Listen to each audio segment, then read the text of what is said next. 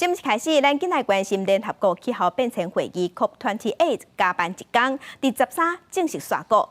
198个谈判代表有达成共识，答应要进行能源系统转型，要禁用化石燃料。未来这10档正要紧，会加速行动来达成2050净零排放的目标。这嘛是 COP 峰会顶头一届伫决议当中，明确把化石燃料具体写出来。主办国是认为讲，这是真重要的进展。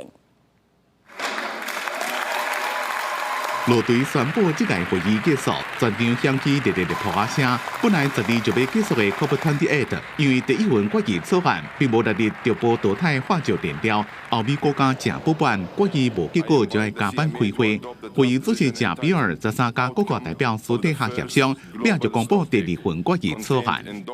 We have language on fossil fuel in our final agreement. For the first time ever. Fossil fuels and their planet-burning pollution.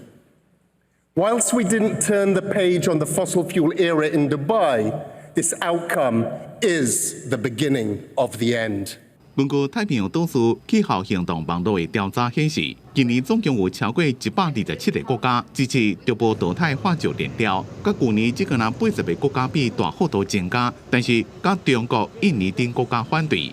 其中，全世界第2大产油国沙特阿拉伯上反对，或谈判一开始就紧了的，无法度继续。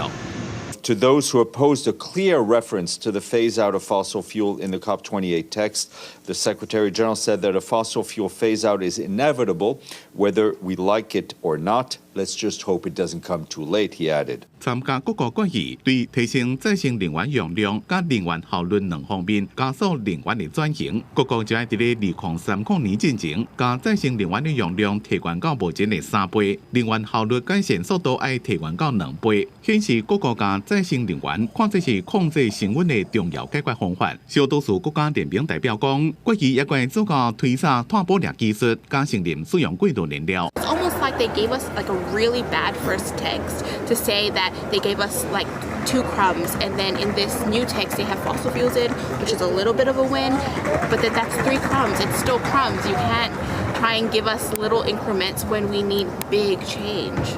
这份决议并无包括欧美国家期待中波淘汰化石燃料，是采用较中性的理转型来处理麻烦的化石燃料问题。